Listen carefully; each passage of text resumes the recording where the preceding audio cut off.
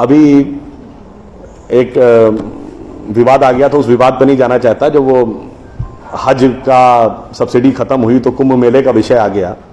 कुंभ मेला हम सब जानते हैं। कुंभ मेले का एक एस्पेक्ट आप लोगों ने कभी ध्यान दिया है? कुंभ मेला कितने साल में एक बार पड़ता है? 12 साल में। 12 साल में एक बार क्यों पड़ता है? क्योंकि वो जुपिटर की साइकिल पर आधारित है। बृहस्पति ग्रह हर 12 वर्ष के बाद अपना एक चक्कर पूरा करके उसी राशि में दोबारा आता है, इसलिए कुंभ मेला 12 वर्ष में एक बार पड़ता है। हजारों सालों से चला आ रहा है, ठीक है। तो इसका मतलब हमको पता था ना कि बृहस्पति की साइकिल 12 साल की है। इनको तो अभी 100 साल पहले पता चला कि बृहस्पति की साइकिल 12 साल की है। और उसके बाद हमको समझा दिया जाता है नहीं साहब हम अनसाइंटिफिक थे। अब आप एक और बड़ी मजेदार बात देख लीजिए। सूर्य ग्रहण और चंद्र ग्रहण पड़ता है तो उसका डेट और टाइम कौन तय करता है? सरकार घोषणा करती है ना, टीवी पे आता है, रेडियो पे आता है, अखबार में आता है। किस बेस पे आता है? नासा की फिजिकल ऑब्जर्वेटरी बताती है कि फलां तारीख को इतने बज के इतने मिनट पे सूर्य ग्रहण या चंद्र ग्रहण पड़ेगा, सोलर इक्लिप्स और ल्यूनर इक्लिप्स। मगर ये बताइए 1950 से पहले तो नासा की ऑब्जर्वेटरी नहीं थी। 1920 में जब अल्बर्ट आइंस्टीन ने रिलेटिविटी की थ्योरी दी, उससे पहले रिलेटिव मोशंस ऑफ प्लैनेट नहीं पता था। सॉरी, 1916 में। 1920 में एडविन हबल एक साइंटिस्ट हुए जिन्होंने एक्सपेंडिंग यूनिवर्स की थ्योरी दी, उससे पहले एक्सपेंशन ऑफ यूनिवर्स नहीं पता था। 1900 में मैक्स प्लैंक साइंटिस्ट हुए जिन्होंने लाइट की क्वांटम की थ्योरी दी, फोटॉन्स वाली, उससे पहले प्रोपगेशन ऑफ लाइट ही नहीं पता था।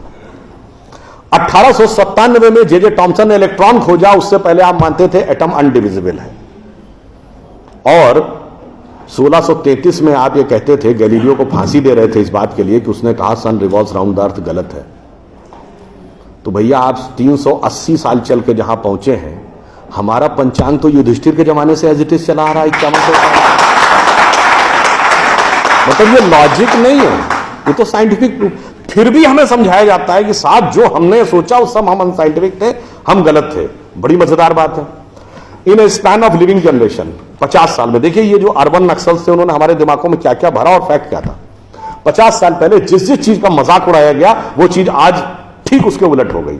50 साल पहले कहते थे अरे यार ये अगर खेती करनी है तो mechanised farming, chemical fertiliser use करो। गाय के गोबर से कोई खेती होती है? आदमी चांद पे पहुंच गया, तुम गाय के गोबर पे पड़े हो। आज नहीं, ऑर्गेनिक फार्मिंग की तरफ जाओ। 50 साल पहले क्या कहते थे?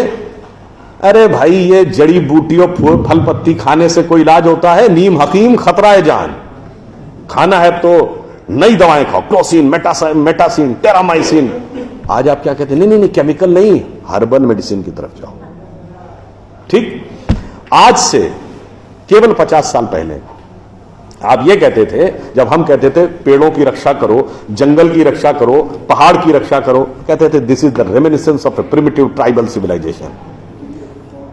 आज 1992 के रियो डी जेनेरो से लेकर 2009 के कोपेनहेगन से लेकर 2016 के पेरिस तक आप कहते हैं नेचर फ्रेंडली डेवलपमेंट करो।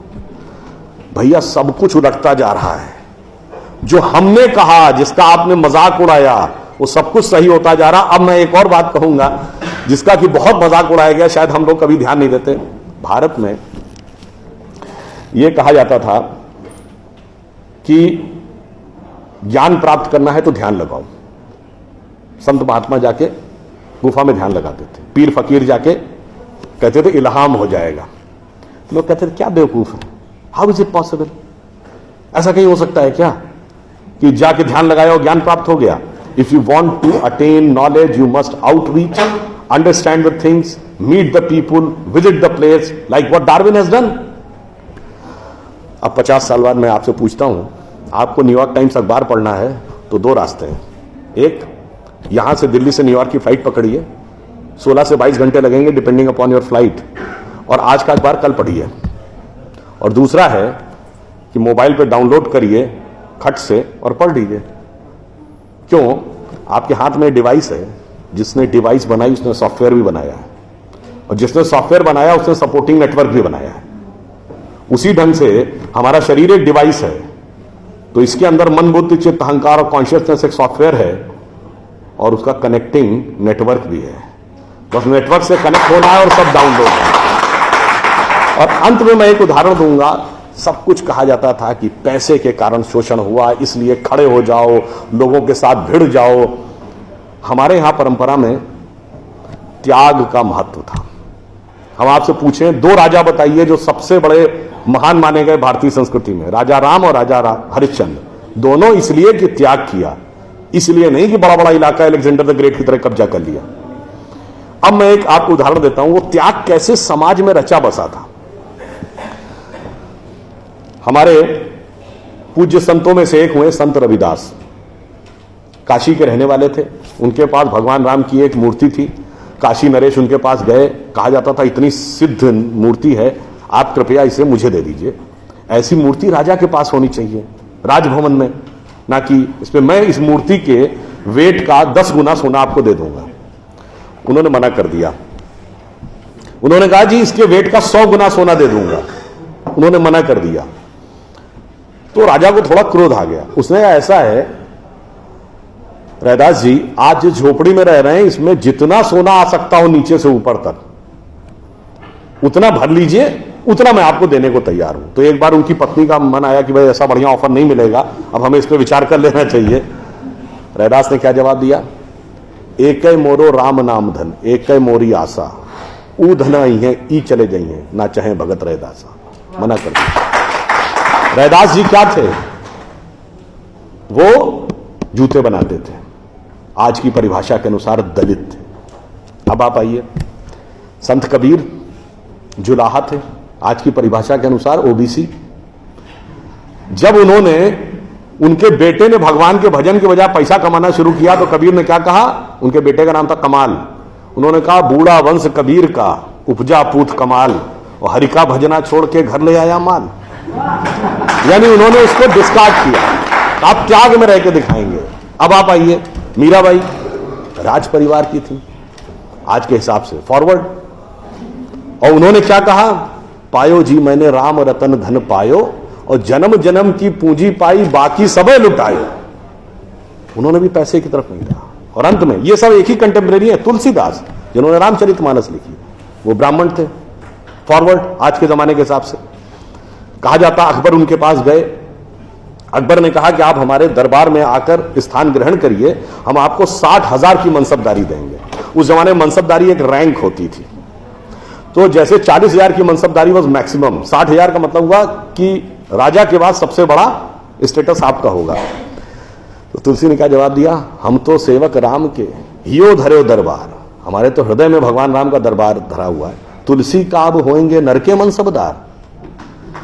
ये मैंने क्यों बताया, जो बातें ये अरबन नक्सलिस्ट समझाते हैं कि शोषण किया गया, कैपिटलिज्म किया गया, अगर मार्क्स ने कहा धर्म एक अफीम है जो गरीबों को पिला दी जाती है ताकि अमीर उस पर हुकूमत करता रहे, पर यहां ऐसा नहीं था। मैंने दिखाया समाज का निचला वर्ग हो, मध्यम वर्ग हो, उच्च वर्ग हो, राज करने वाला वर्ग हो, सबने कहा जो त्याग करेगा वो महान होगा। इसीलिए हमारे यहां महात्मा गांधी महान हुए, ना कि प्रधानमंत्री रहने वाले नेहरू महान। तो इसलिए मैं अंत में ये कहूंगा आप सभी लोगों से कि ये जो मायावी रावण साधु का वेश बना के आता है, सूक्ष्म दृष्टि से इसको समझिए और आश्वस्त रहिए कि वो चाहे कितना भी मायावी हो, अंत में विजय हमारी ही होगी, क्योंकि हम आज दुनिया के यंगेस्ट नेशन है। जैसा अभी नलपत जी ने कहा ना कि भाई people like us we are in minority. हम देश दुनिया के सबसे युवा देश हैं, यह सत्य है, मगर यह अर्ध सत्य है। हम सबसे युवा देश और सबसे प्राचीन सभ्यता है। We are the youngest nation and the oldest civilisation. तो एक गौरवशाली हमारा भूतकाल है और एक शानदार भविष्य है जो हमारी प्रतीक्षा कर रहा है। बस बीच के इस माया के प्रपंचों को से हम बचे रहें तो कहीं कोई संदेह नहीं है। एक पंक्ति कहकर समाप्त करूंगा कि गौरवशाली था भूत, भविष्य भी महान है, अगर संभालें आप उसे जो वर्तमान है। धन्यवाद।